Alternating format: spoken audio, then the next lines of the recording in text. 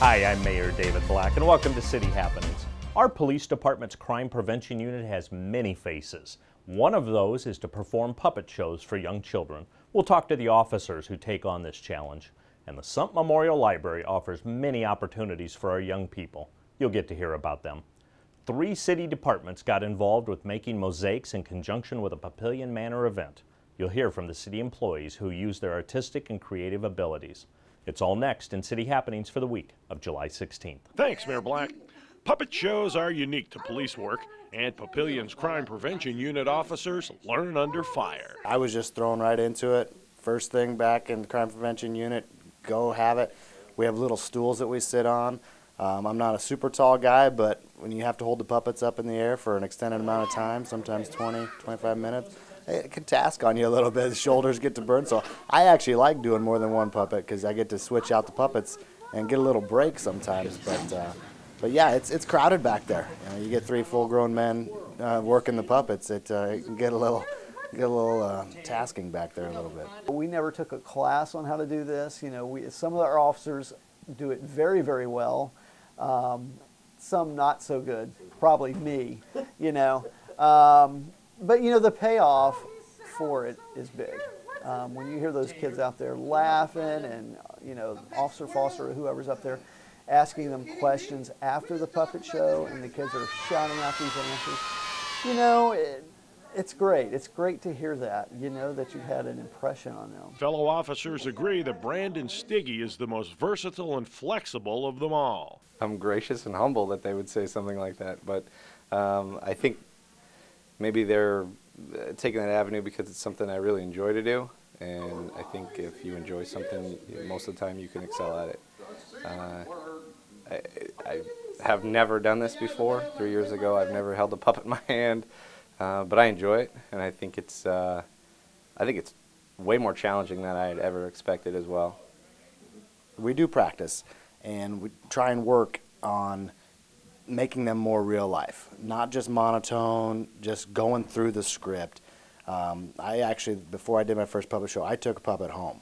I took it home, I had the script, and I practiced. I practiced my voice, and I practiced trying to make it as real as possible. And it's hard. It's really a lot harder than it looks, but I like to think that we have a couple guys that do a really good job, and I'm getting better at it. But yeah, it's like anything else. We've got to practice it. So. To be honest, I probably owe a little bit of that to my daughter. She's in theater, and when we first started this, I brought home the skit, and we went through it, and she gave me some pointers on, Dad, just take your time, really, sound out the word and put that voice inflection on it. But most of the time, I am just sitting back there reading and trying to run the mouth at the same time so it matches up with what I'm saying. But yeah, so I owe a lot to my daughter. Stiggy's passion comes out in one particular character. That's very developmental. Reggie's my man. I buy into what Reggie says because Reggie reminds me of every other 8-year-old that we've ever ran into or 9-year-old. He's got a role to fill within the group of friends, and even he in some of our scripts makes some mistakes, and he kind of falls into a little bit of peer pressure, and the other puppets have to make sure that they get Reggie back on track. And so he's kind of the role model of the group, and he's trying to keep everybody in line, and every now and then he makes a mistake too, and I can relate. I absolutely can relate. So when I see that kind of thing, I try to play into it as much as I can, and I think some of the other guys will tell you that I can only ad-lib so much. They put a couple restrictions on me here and there, especially in practice, but I enjoy it, and I find myself in him more than I find him in me. The newest unit member wasn't sold on puppet shows. First, I had no idea that we even did puppet shows at all until I came back to the crime prevention unit, and then I was told about the puppet shows, and my first response was, I'm not doing that. That's not me. I had just come out working undercover narcotics, and I was not in that state of mind to do a puppet show. But after I did my first one, I was surprisingly very nervous, and now that I've done a couple of them, I enjoy them a lot, and I think they're real important, and I think it's a good way to get messages out to young kids, whether it's stranger danger or drugs and alcohol type talk.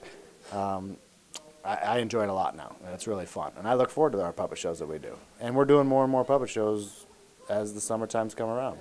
We really rely on the officer that's standing up front. You know, we sort of do the show, but he sort of highlights those different things that need to come out and be important to those kids.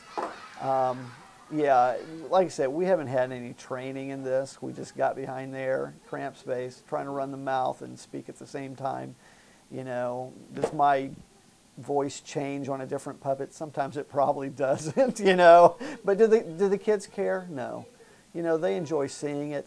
The officer is highlighting those important messages, and it's getting through to the kids. That's really. As long as we keep it relevant, and you got to make sure that you're keeping it to the message very concise. Otherwise, you can lose something in the message there. Also in the translation, a lot of things can be lost. But you know, Officer Foster, who's done DARE for longer than I've probably been alive, does a great job of making that message very relevant, and he delivers it to the kids better than most of any of our guys in crime prevention. So it's really easy for us to follow his lead. We did a presentation for some 4th graders here during Red Ribbon Week, and they loved it. We thought maybe that age group was maybe a little too old, but they loved the show, they loved the puppets. A lot of questions and a lot of good responses to the questions that we asked them. It was apparent that they got it. They understood it. The message was clear to them. We have skits that are a good match for whatever age group that you have. You know, some of the skits that we do for 4th and 5th graders, we're not going to do for 1st or 2nd or preschoolers, and vice versa. So we have skits that, you know, are good for each age group. I think that's one school of thought using puppets, is that, you know, if you have a police officer in uniform stand up in front of you, they've seen that before. It's very traditional in and of itself to stand up and say, all right, guys, there's strangers out there, make sure that you're always cautious, make sure that you're always afraid. With the puppets, it allows us to say the same message, only to add the caveat and to say that just because you're being safe doesn't mean you have to be scared. And so it's much easier to relate to puppets in their age group than it is to a police officer standing in front of you in uniform. The kids love it. Kids love the puppet shows. We love doing them. It's really a good way to get the messages out there, whether it's Halloween safety or stranger danger or drinking and smoking type presentations. We have scripts for a lot of different scenarios, and if you're looking for something different, something that I don't think any other law enforcement agency does, we're coming out doing puppets for young kids, and they're enjoying it. And we're getting, like I said, we're getting more and more requests every year. A lot of times the conversations never started for kids these age, you know, stranger danger, situations that might be harmful to them. You know, at least the puppet troupe, we get the conversation started. They'll go home and maybe ask their parents about these things. They'll give the parents a chance to say, hey, okay, let's talk about this situation. Let's talk about these things. Whoever came up with that idea, an absolutely phenomenal idea. And it's something I stand behind and wholeheartedly believe in. I know that other officers kind of, I don't want to say they put a knock on it. I think it's something they don't understand. But I don't think they're supposed to. It's a certain mindset that you have to take when you get into a puppet show. And if you don't have that, you're going to lose that on your audience, whether or not they're 5 years old or 8 years old.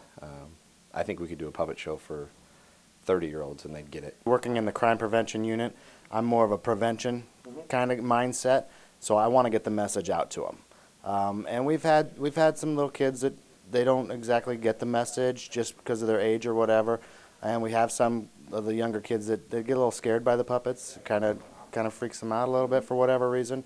But I think getting the message out, for the most part, the majority of the kids, they get it, they understand it, and they enjoy it. I'd tell you to come watch a show, and I think that would be the most powerful message. And then as you're watching the show, watch the kids and watch how they relate to it, and then watch the questions at the end that they ask. These are very articulate, very specific questions that these kids ask at the age of 5 and 6 and 7. And if I knew the results before we actually started that, we would have been doing this a long, long time ago.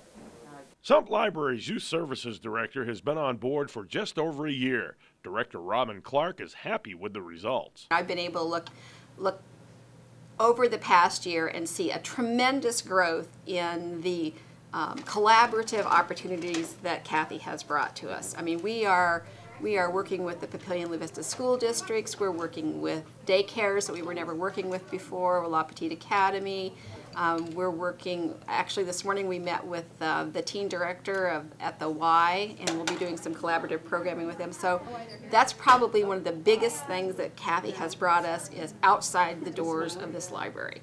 And we are doing outreach, and that outreach is in turn bringing people into the library. Lots of people that have never been in our library, who don't even have library cards, who live outside the city of Papillion and are purchasing library cards because they like the services that we offer here. So besides the collaboration, she's been a joy for the staff. The services that she's providing, the story times, have been very well accepted.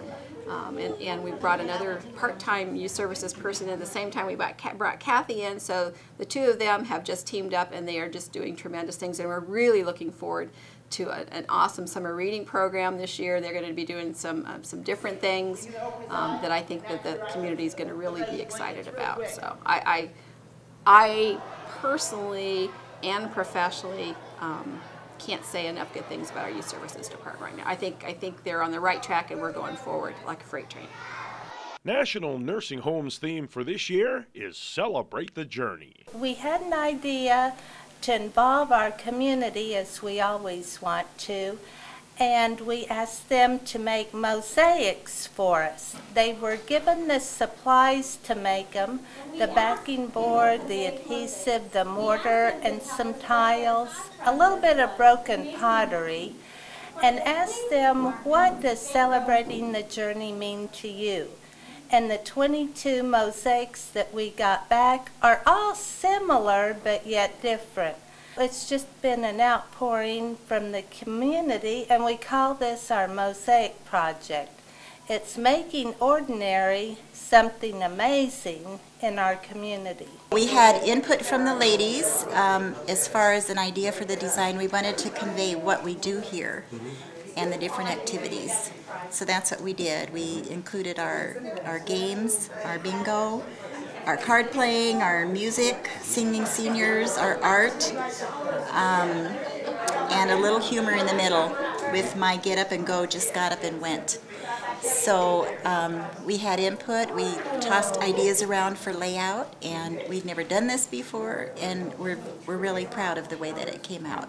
We did a little Google search and came up with the path that we created, and Alice laid it out, and then Shauna and I kind of glued it on the board and kind of went from there.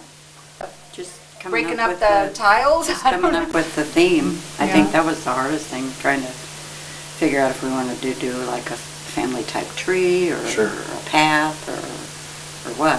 When you say journey of life, you know, it's what you think of.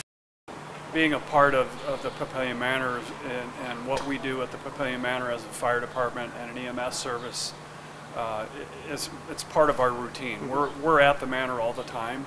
We're happy to go whenever they call us and need help. Putting the mosaic together was kind of a collaborative effort. I had help.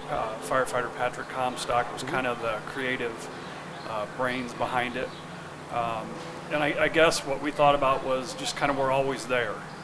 So our design on our mosaic wasn't real flashy or anything like that. We're just kind of slow and steady, and we're always there when they need us. Anytime we have the opportunity to help out another group in the city, we're there for them. And as far as Papillion Manor, we've have a long history with the Manor. They need us, and we're happy to be there to help them. We were going to have our residents vote on which mosaic they liked the best.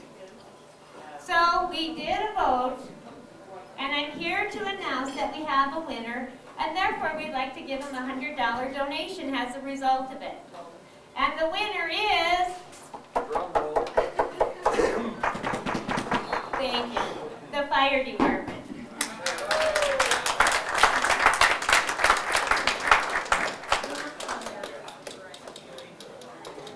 Well, thank you.